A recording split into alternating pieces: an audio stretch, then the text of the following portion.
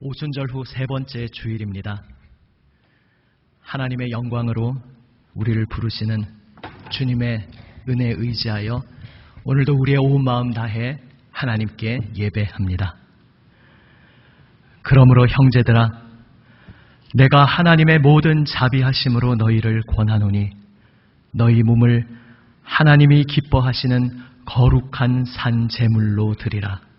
이는 너희가 드릴 영적 예배니라. 아멘.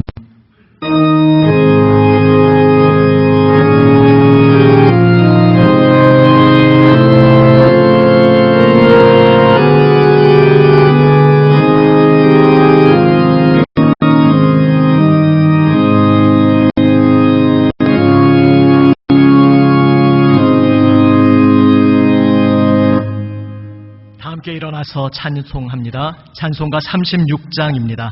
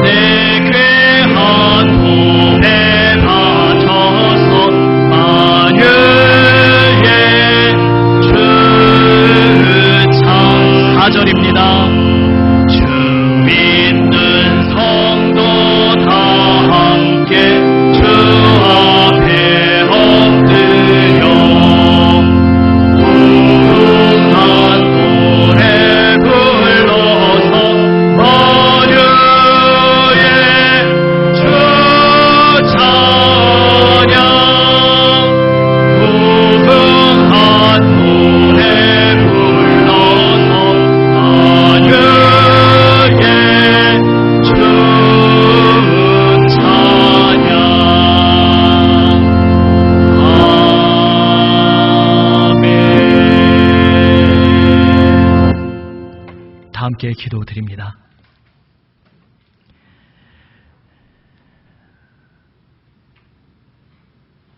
거룩하신 뜻으로 저희의 삶을 인도하시고 우주 만물과 온 역사를 주관하시는 하나님 아버지, 감사합니다.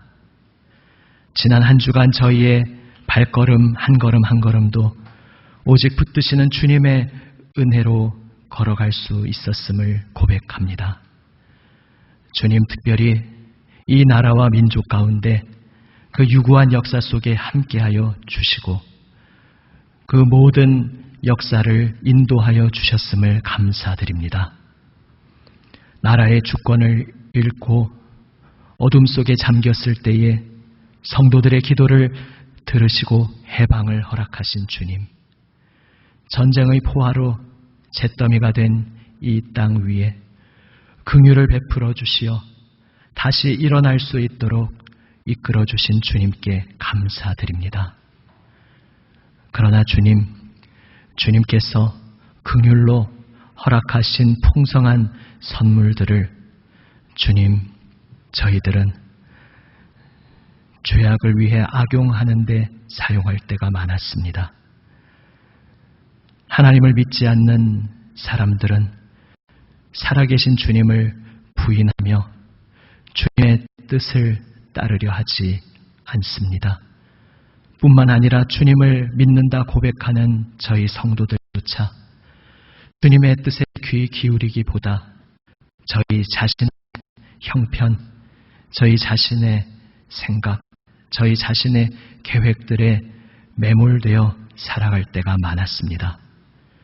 주님, 저희를 위해 피 흘리시며 생명 내어주신 주 예수님의 뜻을 다시금 깨닫게 하여 주시옵소서. 저희를 향하신 주님의 마음을 더욱 깊이 깨닫고 느끼며 오직 주님 앞에 나와 십자가 붙들게 하여 주시옵소서. 주님의 긍휼로 저희를 새롭게 하여 주시옵소서. 계속해서 나의 모든 죄를 잠잠히 아버지께 기도로 고백합니다.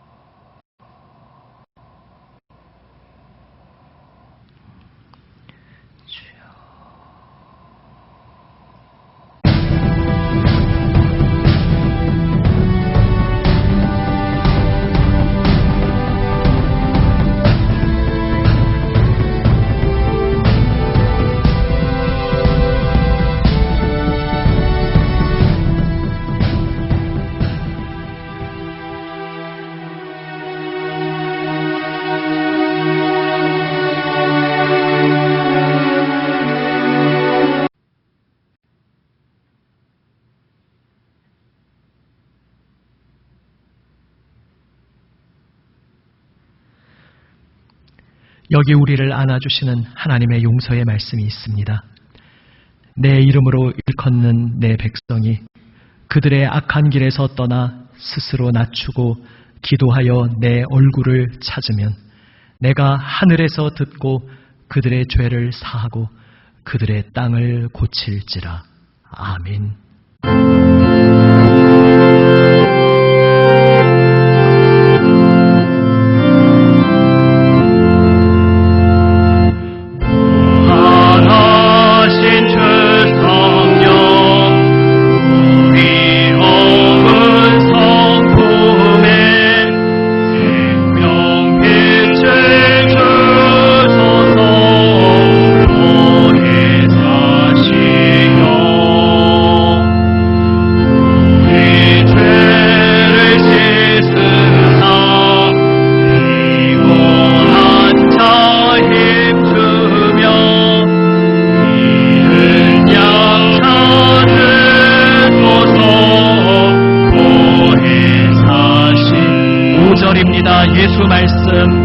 예수 말씀 따라서 아버지라 부름을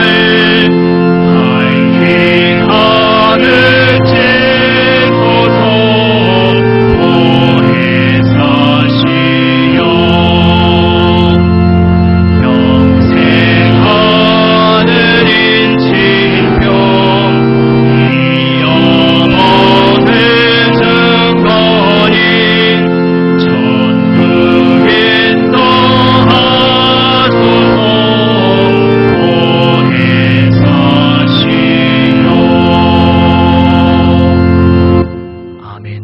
자리에 앉아 주십시오. 다 함께 기도드립니다.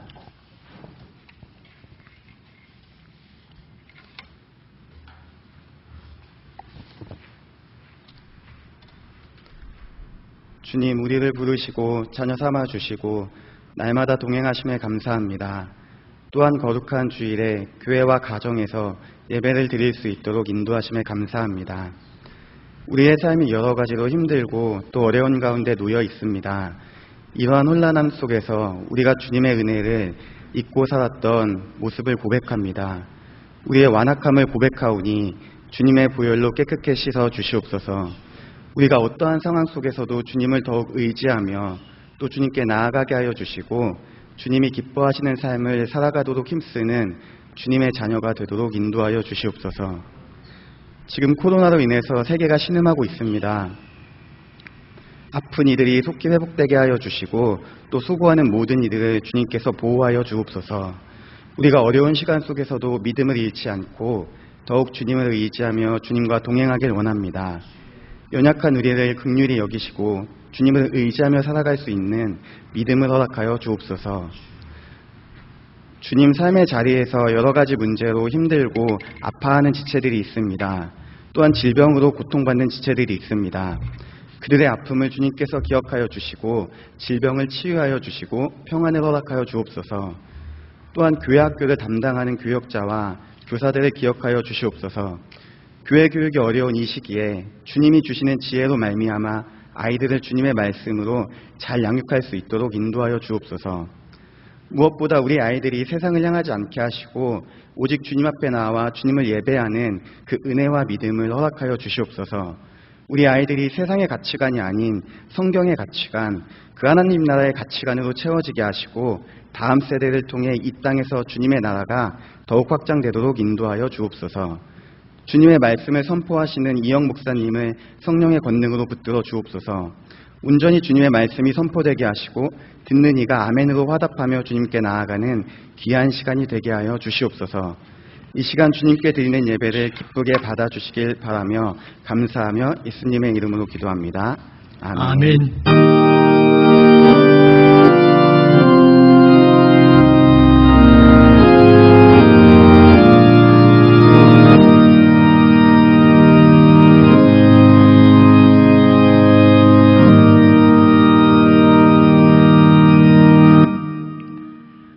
하나님의 말씀입니다. 앉으신 채로 경청합니다. 먼저 창세기 말씀입니다. 창세기 1장 26절에서 28절 말씀, 구약 성경 1면에 있습니다. 창세기 1장 26절에서 28절 말씀 다 같이 한 목소리로 읽습니다.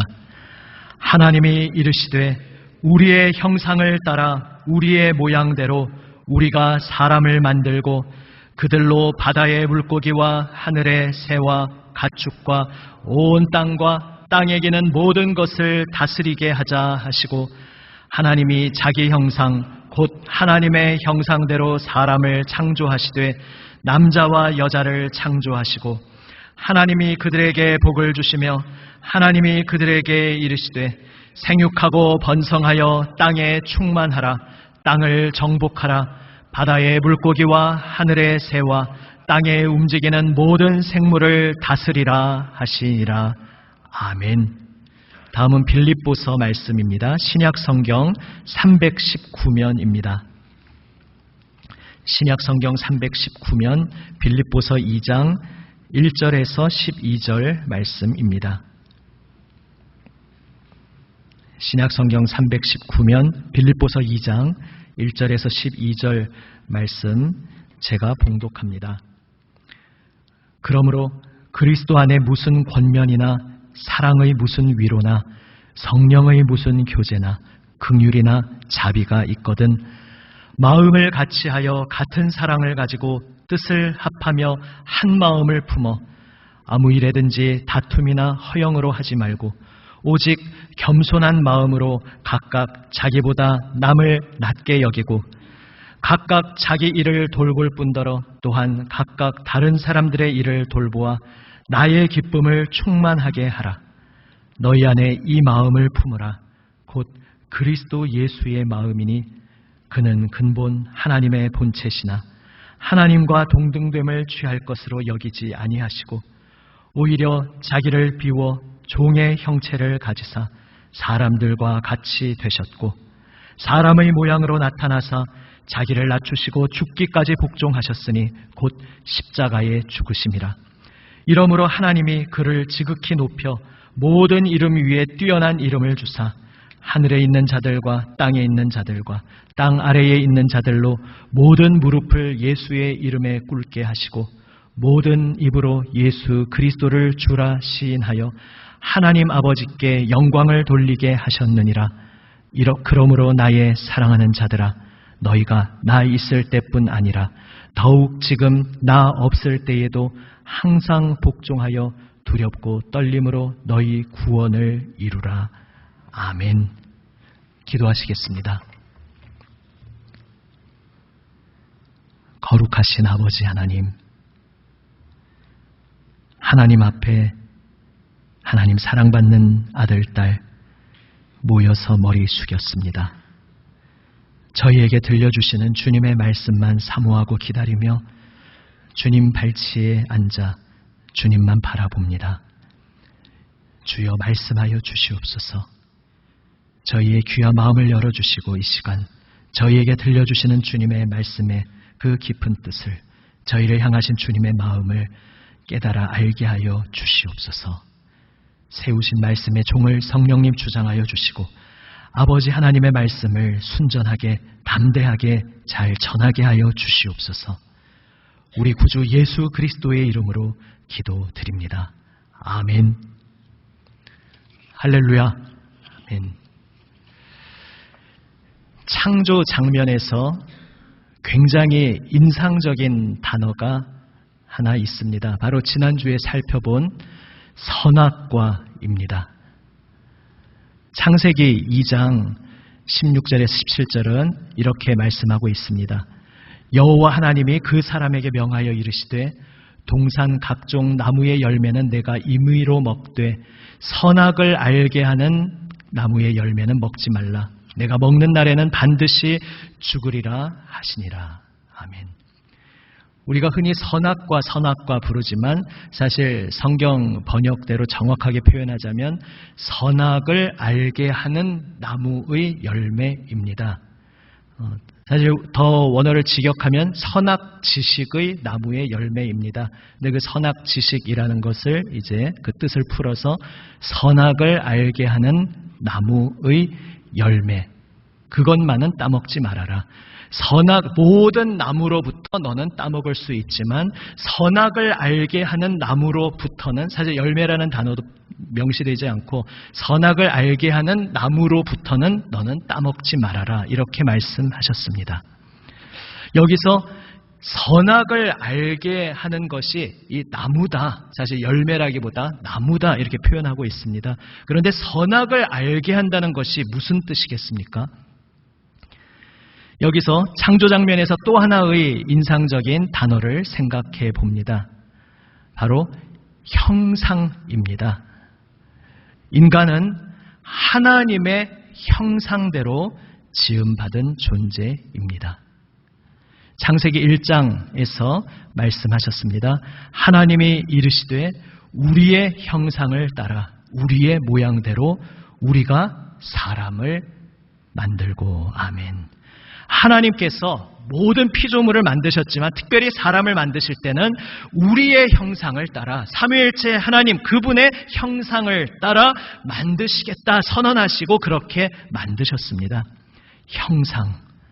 그런데 이 형상이라는 단어가 매우 흥미로운 단어입니다. 구약 성경에서 이 형상이라는 히브리어 원어는 문맥에 따라서 형상이라는 말로 쓰이기도 하지만 다른 의미로 사용되기도 합니다. 그것이 무엇인가 하면 바로 우상입니다. 사실 우리가 짐작하실 수 있는 것이 10계명 제2계명에 그 어떤 피조물로도 하나님을 형상으로 만들지 말라 하면서 그 형상이라는 단어가 이미 우상이라는 단어와 연결되어 있는 것을 보게 됩니다. 형상 혹은 맥락에 따라 우상이라고 사용하는 이 단어는 무슨 뜻의 단어겠습니까? 우상이 세상 종교에서 어떤 기능을 했는지 생각해 보시면 알 수 있습니다.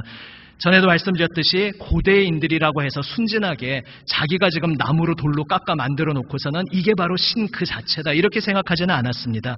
안 보이는 신이 계신데 그 신이 지금 이 조각상을 통해 현현한다, 이 자리에 존재한다, 자기를 나타낸다 이렇게 생각한 것입니다. 다시 말해 우상의 기능은, 역할은 신을 대리하여 신을 보여주는 그러한 존재였습니다. 형상도 마찬가지입니다. 하나님의 형상을 따라 인간이 지어졌다는 것이 무엇을 의미합니까? 그렇게 만드시고는 모든 이 땅의 피조물을 다스려라 라는 인상 깊은 명령을 하나님께서 주셨습니다. 다 연결되는 것입니다. 하나님께서 왜 그분의 형상을 따라 인간을 만드셨는가? 하나님의 형상을 반영하는 인간의 사명이 모든 피조물에게 하나님을 보여주는 것이기 때문입니다. 하나님의 형상을 반영하는 인간의 사명은 모든 피조물에게 하나님을 보여주는 것입니다. 그런데 여기서 그러면 하나님을 보여준다는 것이 무슨 말이겠습니까? 이 뜻을 알려면 하나님의 참 형상이신 한 분을 우리가 보면 됩니다. 하나님의 참 형상이신 분이 계십니다. 그분이 오셔서 어떤 일을 하셨는지를 보면 우리는 하나님을 보여준다는 것이 어떤 것인지 알 수 있습니다. 하나님의 형상이신 분이 이 땅에 오셨습니다. 골로새서 1장 15절 말씀에 그는 보이지 아니하는 하나님의 형상이시오. 예수 그리스도 그분은 보이지 아니하는 하나님의 형상이시다 말씀하고 있습니다. 하나님의 형상이신 예수님이 우리에게 오셔서 하나님을 보여주셨습니다. 그런데 그 예수님의 일생이 어떤 일생이었습니까? 예수님께서 병든 우리를 만져주시고 새롭게 하여 주셨습니다. 그것은 무엇을 의미하는 것이었습니까? 바로 천지를 창조하신 하나님께서 나를 만져주시고 나를 새롭게 하여 주신다는 그러한 의미였습니다.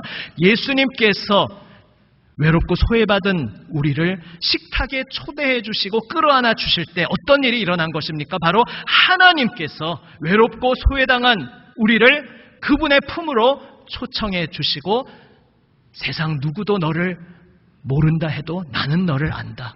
세상 누구도 너를 주목하지 않아도 나는 너를 주목하고 있다. 세상 어느 누구도 너를 소중히 여기지 않는다 해도 너는 나에게 소중한 존재이다. 예수님께서 보여주신 것입니다. 예수님께서 목자 없이 방황하며 고생하는 우리들을 바라보시며 찢어지시는 가슴으로 눈물 흘리실 때 바로 그 사건은 하나님께서 우리 가운데 함께 하시며 우리의 아픔을 함께 아파하시며 우리로 인하여 눈물 흘리신 사건이었던 것입니다. 구약 성경에서도 날마다 우리 짐을 지시는 하나님이라고 고백하고 있습니다. 무거운 짐을 나 홀로 지고 견디다 못해 쓰러질 때 우리를 불쌍히 여기시고 우리의 짐을 짊어져 주시는 하나님께서 예수님을 통해 하나님이 어떤 분이신지 우리에게 생생하게 보여주셨던 것입니다. 그런데 여기서 그렇다면 이제 처음 질문으로 돌아가 봅니다. 하나님의 형상이 어떻게 하나님을 보여줄 수 있는가? 하나님의 형상이 하나님을 보여주는 방법에 대해서 예수님께서 정말 중요한 말씀을 하셨습니다. 하나님의 형상으로서 하나님을 보여주시기 위해 핵심적으로 중요한 것이 무엇인가?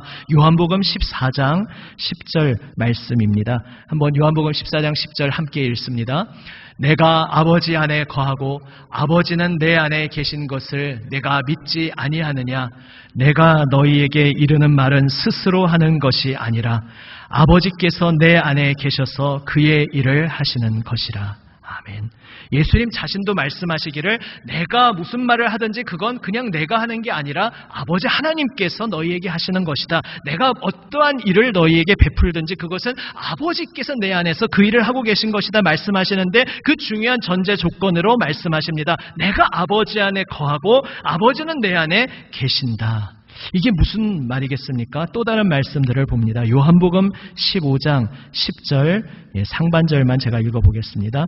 내가 아버지의 계명을 지켜 그의 사랑 안에 거하는 것 같이. 아멘. 내가 아버지의 계명을 지켜 아버지의 사랑 안에 거한다. 계명을 지킨다 이렇게 표현하십니다. 또한 요한복음 8장 29절 말씀입니다.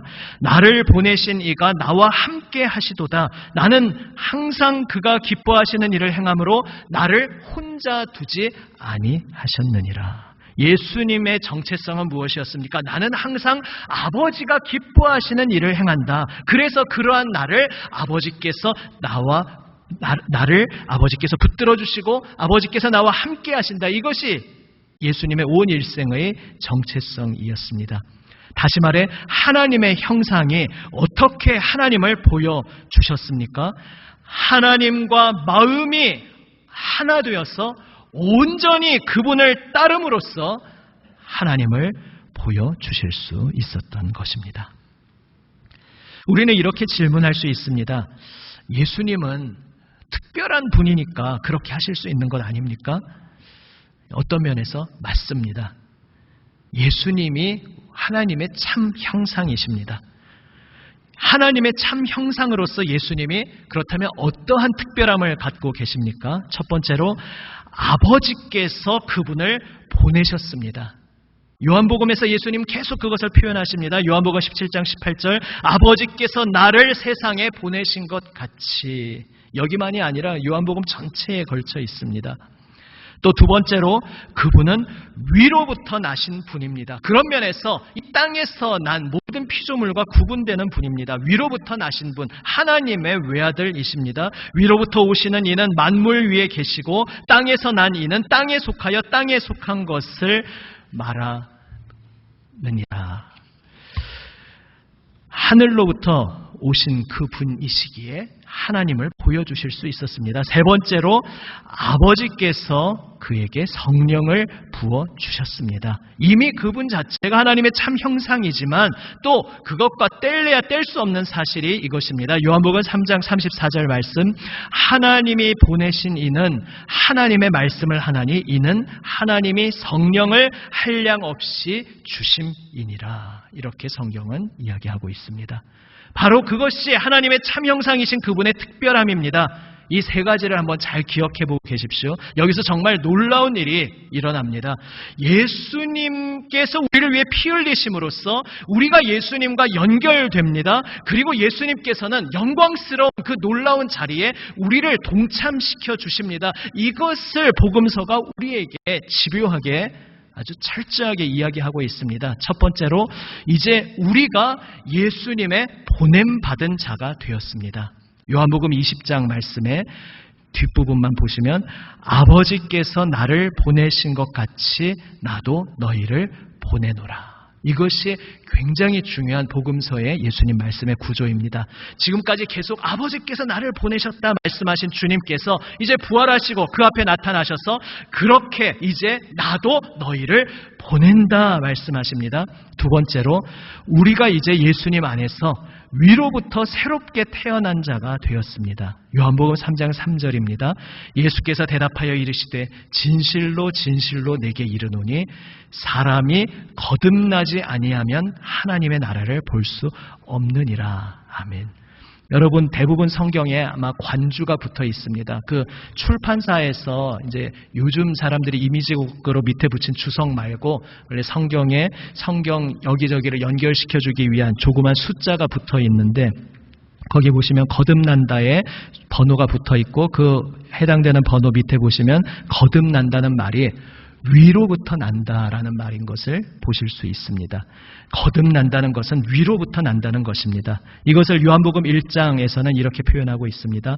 영접하는 자, 예수님을 영접하는 자, 곧 그 이름, 예수님의 이름을 믿는 자들에게는 하나님의 자녀가 되는 권세를 주셨으니 하나님의 자녀가 되었다. 이것은 정말 엄청난 이야기입니다. 오직 하나님께로부터 난 자들이다 말씀하고 있습니다. 우리는 이제 예수님의 피로 말미암아 완전히 새로운 존재로 태어났는데 하나님으로부터 태어났다. 하나님의 자녀로 새롭게 태어났다. 위로부터 난 자들이다 말씀하고 있습니다. 세 번째로 예수님께서 우리에게 성령을 불어넣어 주셨습니다. 아까 보셨던 요한복음 20장 그 첫 번째에 관련된 말씀에서 바로 이어지는 말씀입니다. 부활하신 예수님께서 제자들 앞에 서시고 말씀하십니다. 이 말씀을 하시고 그들을 향하사 숨을 내쉬며 이르시되 성령을 받으라. 사도행전에서는 물론 오순절 때에 성령이 임하시지만 요한복음은 독특하게 그 부활하신 예수님이 제자들 앞에 서신 자리에서 숨을 제자들에게 불어넣으십니다. 호흡을 내뿜으십니다. 왜냐하면 성령, 하나님의 영이라는 자체가 구약 성경에서 그 단어가 호흡, 바람, 숨 이러한 단어입니다. 하나님의 영은 다르게 표현하면 하나님의 숨결입니다. 예수님께서 숨을 내쉬면서 내가 지금 너희에게 하나님의 영을 주노라 말씀하시는 것입니다. 이제 위로부터 나신 그분, 하나님의 보내심을 받으신 그분, 성령을 한량없이 아버지로부터 받으신 그분이 우리에게 말씀하십니다.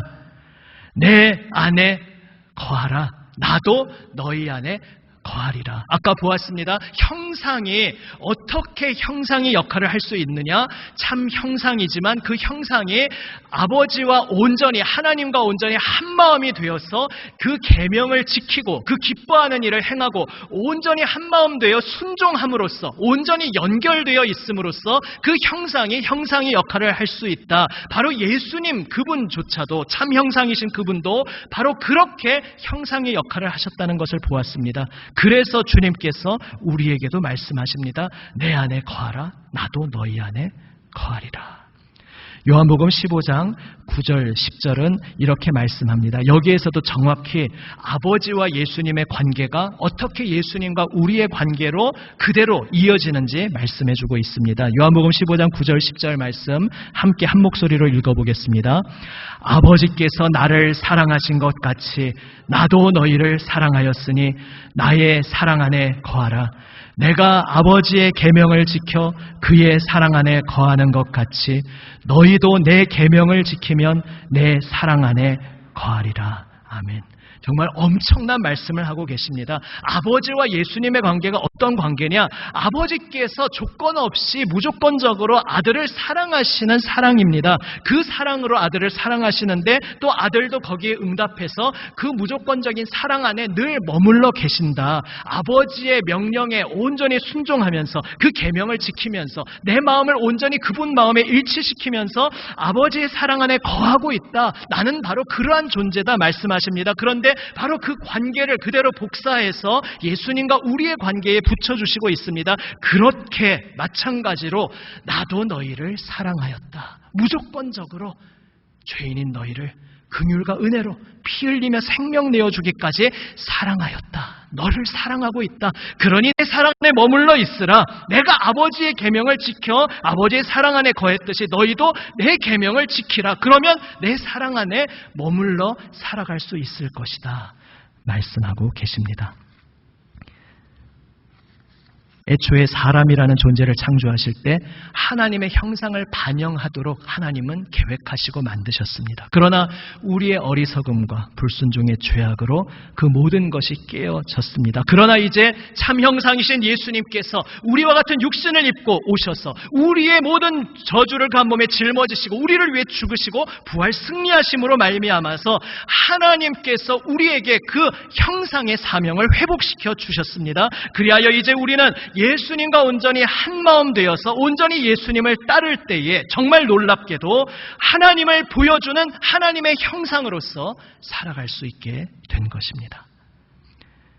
결론적으로 형상이 새겨진 존재는 하나님과 연결되어 있음으로써 하나님을 나타낼 수 있다는 것입니다.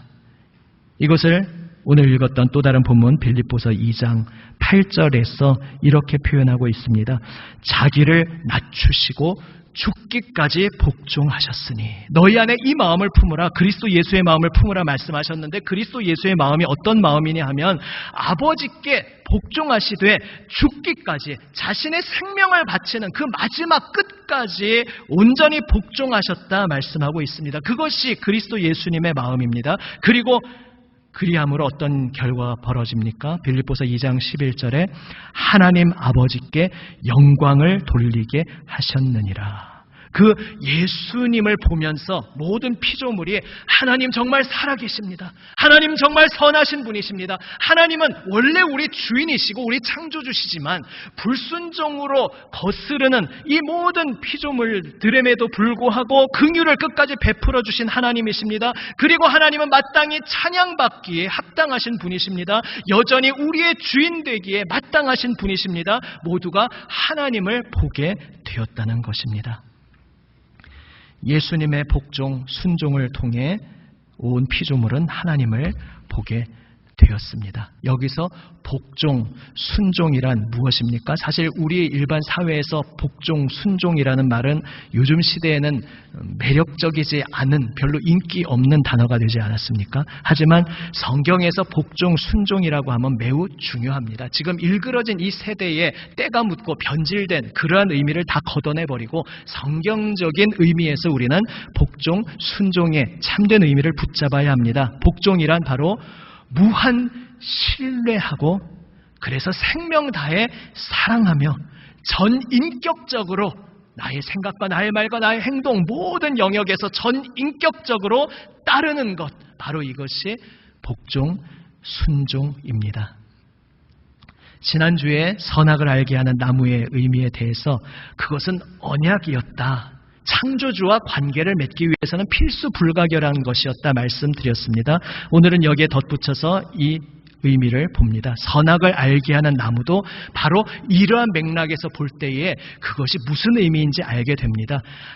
사람은 하나님의 형상이 새겨진 존재로 세움받았습니다. 그래서 모든 피조물에게 하나님을 보여주는 사명으로 만들어졌습니다. 어떻게 하나님을 보여줄 수 있습니까? 내가 하나님인 척하고 하나님인 척 어깨를 꼿꼿이 세우고 이렇게 하나님을 보여주는 것이 아니고 하나님 앞에서 그 열매를 먹지 않는 순종을 통해서 하나님은 나의 하나님이십니다. 하나님 되심을 내가 인정할 때에 하나님 앞에 철저히 복종하는 그 사람을 모든 피조물이 보면서 보이지 않으시지만 정말 하나님이 계시는구나. 이렇게 하나님을 보여주는 것이었습니다.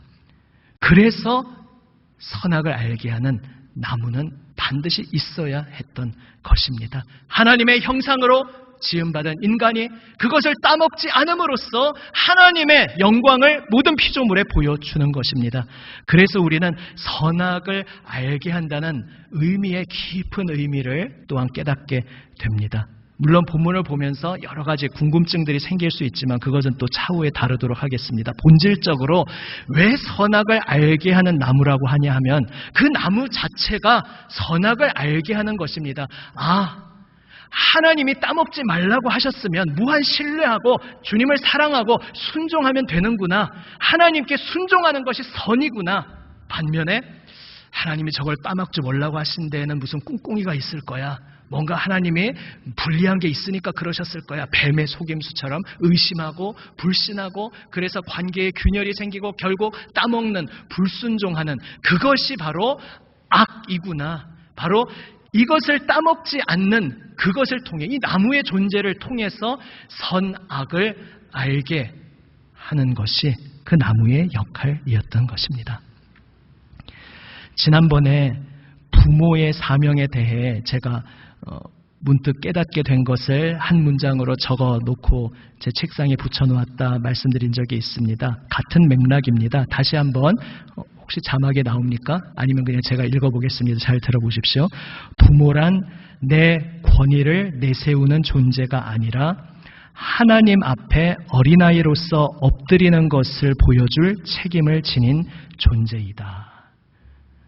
내가 부모니까 내 말 들어 이렇게 자녀에게 그게 부모의 권위가 아니라 내가 나의 부모님 되시는 하나님 앞에 우리 육신의 부모가 나의 참 부모 되시는 하나님 앞에 자녀로서 어린아이로서 온전히 엎드리며 순종하는 것을 볼 때에 우리의 자녀들이 하나님이 살아계시는구나 하면서 거기에서 진정한 부모의 권위를 발견하게 된다는 것입니다. 부모가 자녀에게 하나님을 보여주는 방법은 자신이 하나님 행세를 하거나 하나님 같은 어떤 모습을 내가 보여주는 것이 아니라 하나님 앞에 내가 엎드려 순종함으로써 살아계신 하나님을 느끼게 하는 것입니다. 이것은 부모 자녀와의 관계만이 아니라 우리 모든 사람의 관계에 적용됩니다. 이제 수요일에 이 부분은 제가 좀 더 확장해서 자세히 말씀드리겠습니다. 지금 간단히 그냥 언급하고 지나갑니다. 우리의 모든 관계가 완전히 달라졌습니다. 이전 주님과 단절되었을 때 타락의 영향에 있는 이 옛 세상에서는 그저 우리가 우리끼리 맞부딪힙니다. 제가 늘 주례 때도 말씀드리는데 이제는 관계가 달라졌습니다. 주님이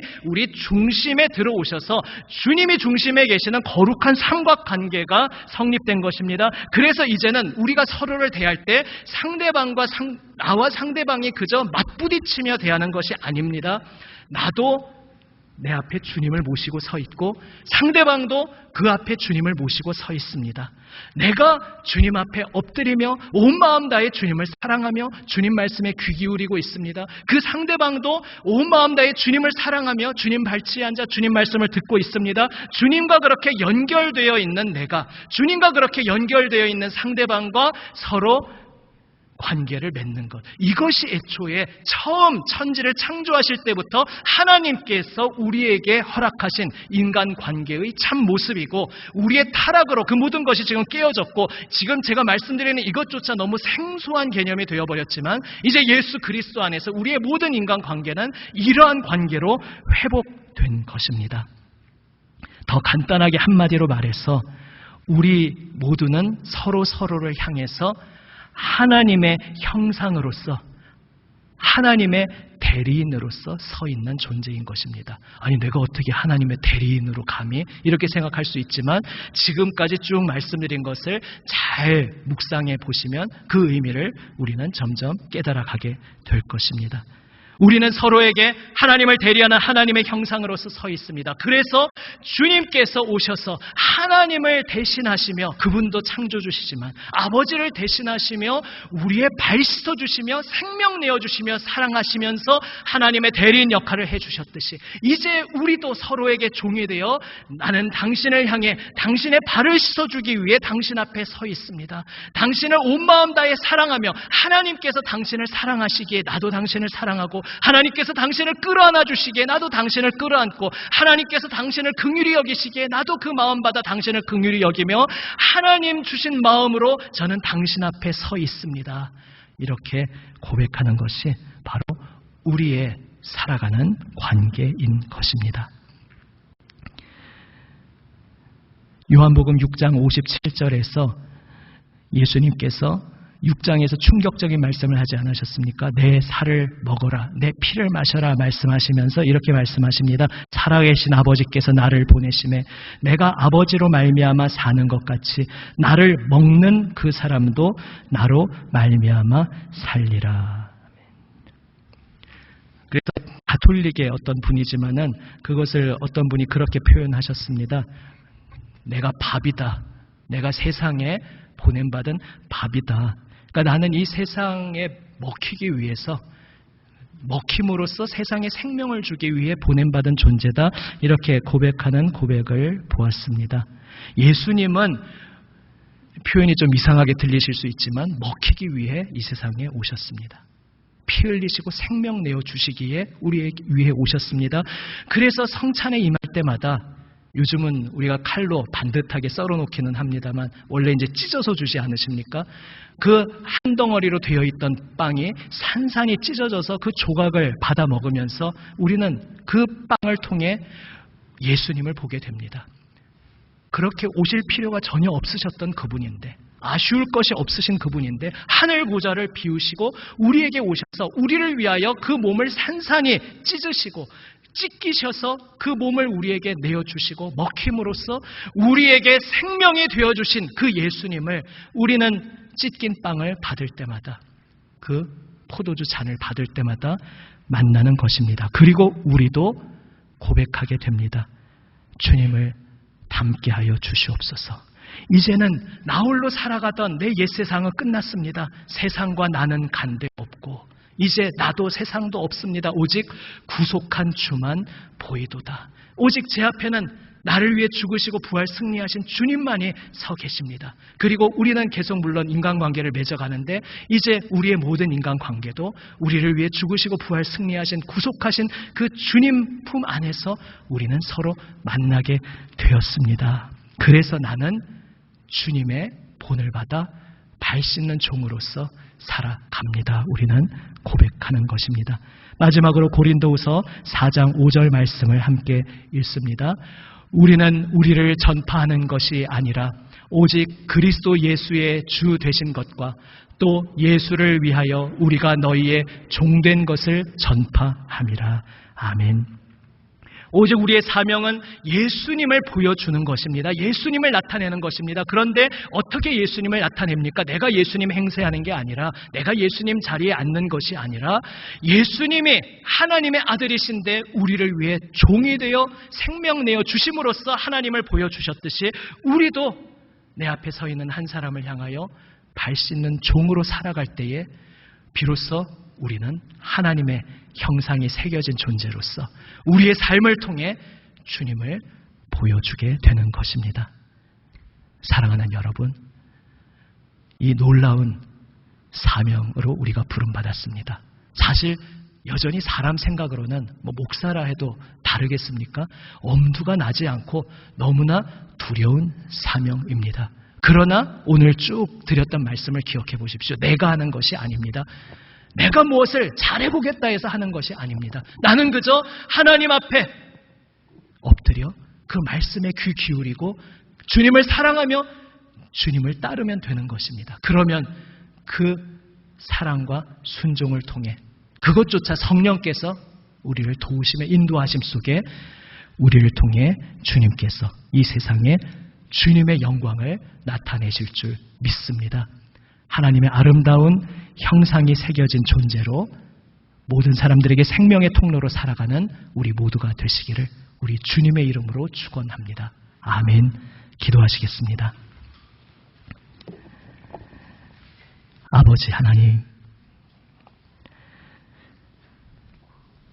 하나님의 형상을 따라 저희를 만들어 주시고 온 세상에 주님을 나타내고 주님을 보여주는 고귀한 사명자로 세워주시니 감사드립니다. 저의 힘으로 할 수 없음을 고백합니다. 저희를 위해 피 흘려 죽으시고 생명 내어주신 우리 주님의 은혜만 의지하며 저희에게 찾아와 주시며 저희 안에 거하시는 성령님의 인도하심만 의지하며 오늘도 주님 발치에 엎드리오니 주여 말씀하여 주시옵소서. 주님 말씀 따르는 가운데 주님을 나타내는 이 사명을 감당하며 살아가게 하여 주시옵소서. 우리 구주 예수 그리스도의 이름으로 기도드립니다. 아멘. 함께 찬송으로 고백합니다. 337장 1절 3절 부릅니다.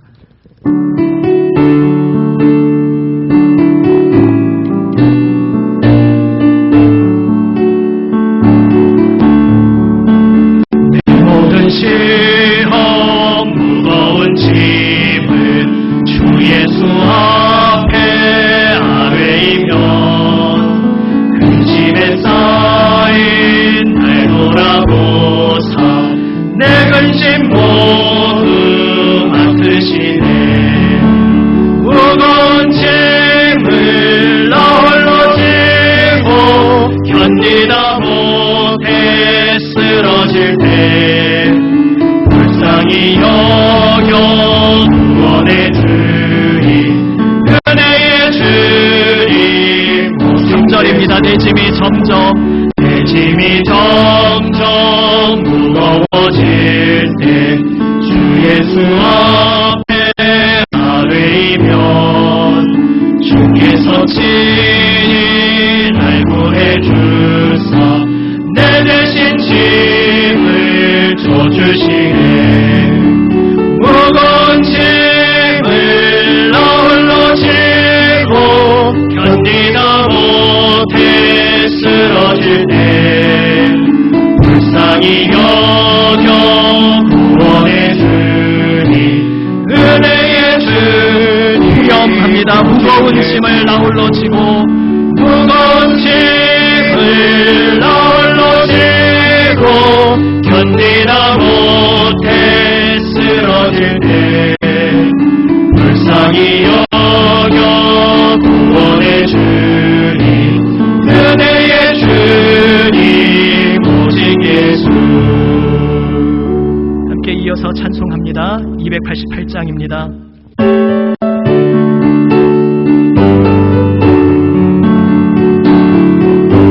예수를 나의 구주 삼고 예수를 나의 구주 삼고 성령과 피로써 얻은나니 이 세상에서 내 영혼이 하늘의 영광 누리도다.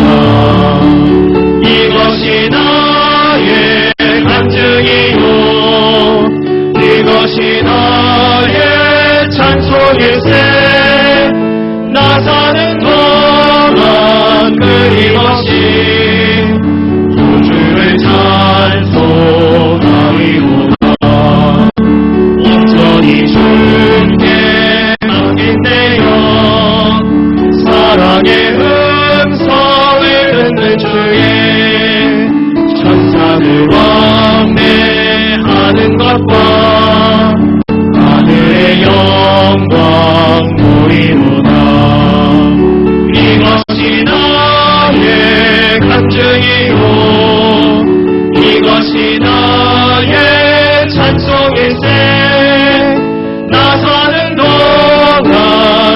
끊임없이 구주를 찬송하리.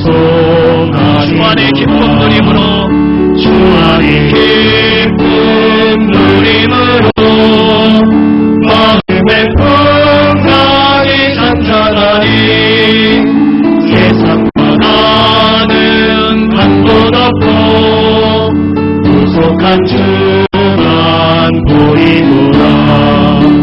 이것이 나의 간증이요 이것이 나의 찬송일세. 나 사는 동안 끊임없이 구주를 찬송하리로다. 이 시간 한번 기도합니다. 오늘 나에게 주신 말씀 내 가슴 속에 새기며 주님께 지금 내가 가장 드리기 원하는 고백으로, 감사로 혹은 회개로 혹은 헌신의 결단의 고백으로 혹은 간구의 고백으로 주님 앞에 기도하며 나아갑니다. 함께 기도하시겠습니다.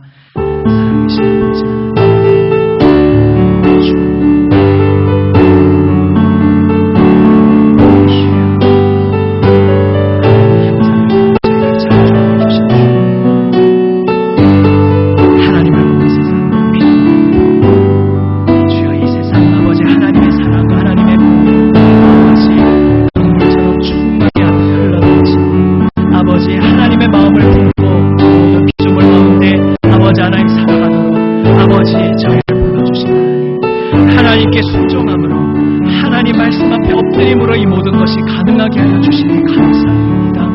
아버지 하나님, 예수 그리스도의 그 생명 내어주심으로 피 흘려주심으로 아버지 저희를 죄악에서 건져주시고 하나님의 형상을 회복시켜 주시니 감사드립니다. 날마다 주님의 온전한 형상으로 저희를 빚어가시니 감사드립니다. 이제 아버지 하나님 주여 온전히 예수 그리스도 지혜 안에서 참으로 선함을 보며 오직 하나님께 순종하며 하나님을 사랑하며 하나님을 신뢰하는 것이 참 선임을 아버지 깨닫고 우리의 온 마음 다해 주님만 따르게 하여 주시옵소서. 아버지 날마다 주님 발치에 앉아 주님 말씀 귀 기울이게 하여 주시옵소서. 주님 말씀이 저희의 아버지 혈관을 타고 흐르게 하여 주시옵소서. 그리하여 아버지 하나님 주님과 연결되어 아버지 하나님 이 모든 거룩한 사명을 감당하며 저희의 삶을 통해 온 세상이 살아계신 주님을 보게 하여 주시옵소서. 이 세상을 향하신 주님의 그 놀라우신 사랑, 생명까지 내어주시는 사랑을 아버지 저희의 삶과 저희의 순종을 통해 아버지 나타내게 하여 주시옵소서.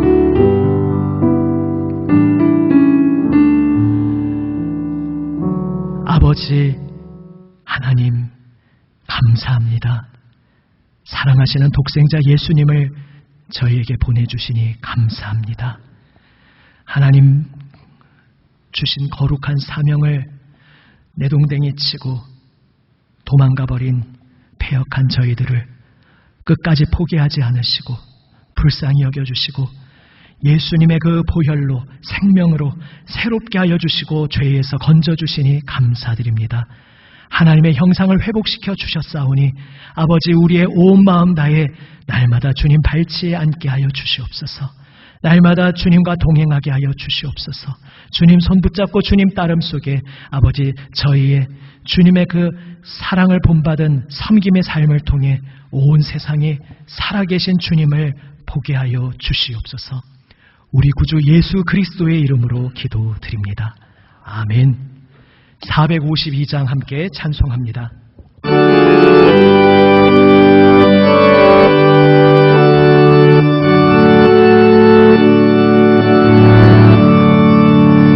내 모든 소원 기도의 제목 예수님 닮기 원합니다.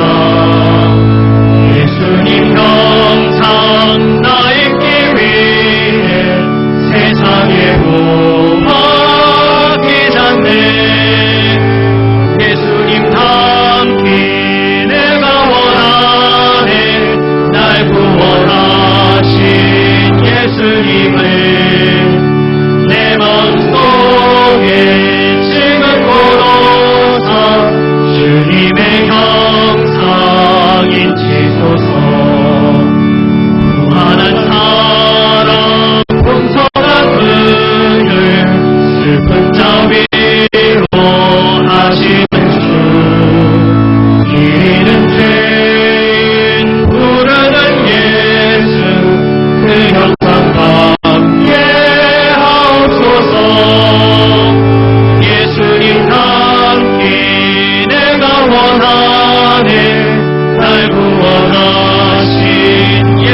예수님을 내 마음속에 지금부로서 주님의 형상 인치소서. 겸손한 예수 거룩한 주님 원수의 멸시 참으시사 우리를 위해 고난을 받은 구주를 함께 하옵소서.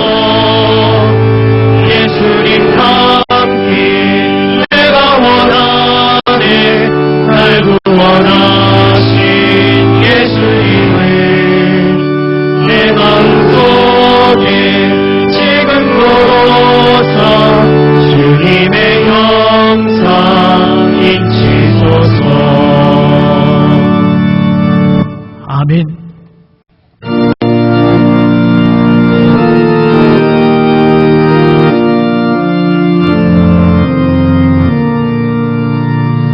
내 주 예수 주시는 행복한 내 주 안에 이 처음으로 아들이니 주 예수여 내 정성을 받으소서.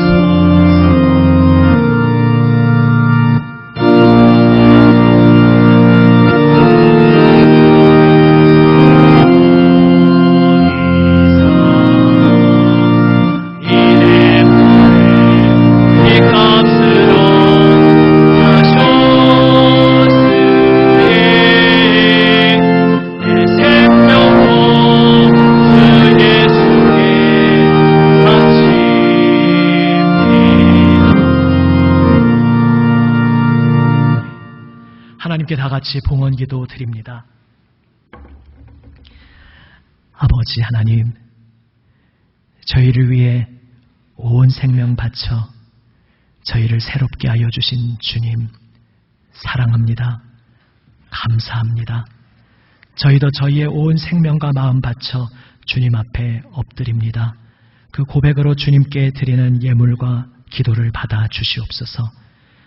눈동자같이 지켜주시는 하나님 감사드립니다. 생일 맞은 희엘이 지혜롭게 건강하게 자라도록 축복하여 주옵소서. 주님 은혜 베풀어 주셔서 감사합니다. 범사에 감사합니다. 감사드립니다. 1000번 작정헌금 드립니다. 범사에 감사합니다. 저희 가정과 일터에 항상 주님 함께 하시니 감사합니다. 주님, 실망도 원망도 낙심도 했지만 주님께서 이 죄인에게 깨닫게 도와주시고 주님 사랑 안에 해결해 주신 감사합니다. 나의 생명 영원히 주 안에서 열심히 살겠습니다. 주님의 은혜 감사드립니다. 예수님 항상 보호해 주셔서 감사합니다. 하나님이 하십니다. 항상 동행하옵소서. 주님 감사합니다. 항상 동행하시며 건강하고 지혜롭게 바른 길로 인도하소서. 하나님 언제나 감사드립니다. 아버지 주님 앞에 드리는 이 감사의 예물 또한 모든 이름으로 제목으로 드리는 예물과 헌물을 기뻐 받아 주시옵소서.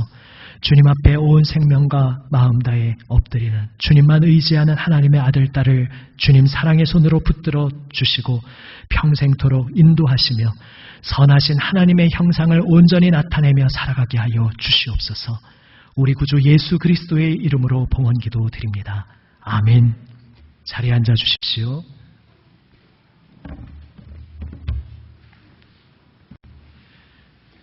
교회 소식은 주보를 참조해 주시기 바랍니다.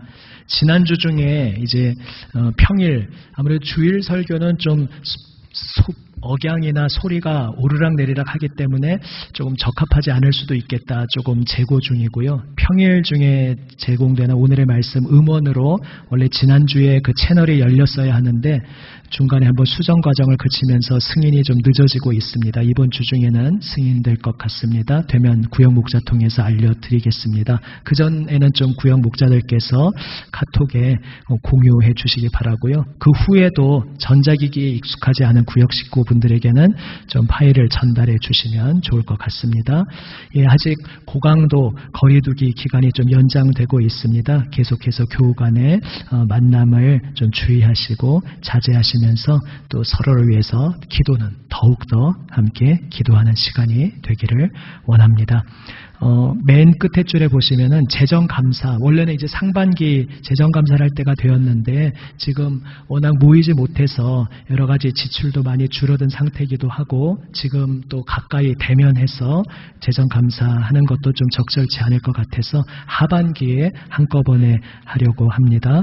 예, 참고해 주시기 바랍니다. 이제 자리에서 일어나시며 성도의 사랑의 교제에 함께 인사하시겠습니다. 한번 이렇게 인사하셔도 좋겠습니다. 이게 좀 재밌는 버전으로 하면은 이렇게 하는데요. 이렇게 시키면 안 될 것 같고요. 이게 무슨 냄새지? 예수님 냄새네. 이렇게 너무 썰렁할 것 같아서 그냥 이렇게 점잖게 하시겠습니다. 당신에게서 예수님의 향기가 납니다. 당신에게서 예수님의 향기가 납니다. 예수님 사랑으로 살아가세요.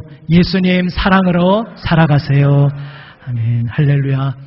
우리와 함께 하시는 주님 품에 안겨서 주님 발치에 앉아서 주님의 향기가 우리의 몸에 젖어들고 주님의 마음이 우리의 마음속에 젖어들어 또 우리 온 세상을 향해 주님의 형상을 나타내는 복된 삶을 살아가시기를 주님의 이름으로 축원합니다. 아멘. 사도신경으로 우리의 신앙을 함께 고백합니다. 나는 전능하신 아버지 하나님 천지의 창조주를 믿습니다. 나는 그의 유일하신 아들 우리 주 예수 그리스도를 믿습니다. 그는 성령으로 잉태되어 동정녀 마리아에게서 나시고 본디오 빌라도에게 고난을 받아 십자가에 못 박혀 죽으시고 장사된 지 사흘 만에 죽은 자 가운데서 다시 살아나셨으며 하늘에 오르시어 전능하신 아버지 하나님 우편에 앉아 계시다가 거기로부터 살아있는 자와 죽은 자를 심판하러 오십니다. 나는 성령을 믿으며 거룩한 공교회와 성도의 교제와 죄를 용서받는 것과 몸의 부활과 영생을 믿습니다. 아멘.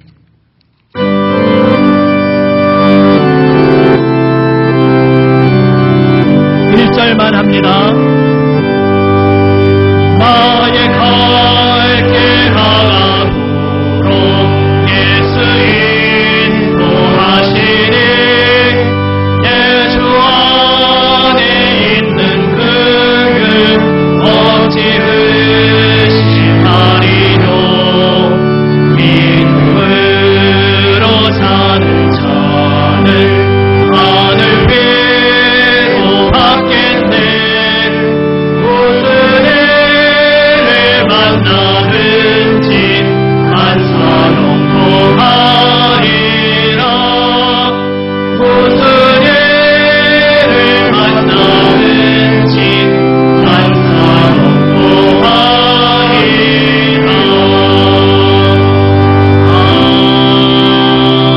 아멘.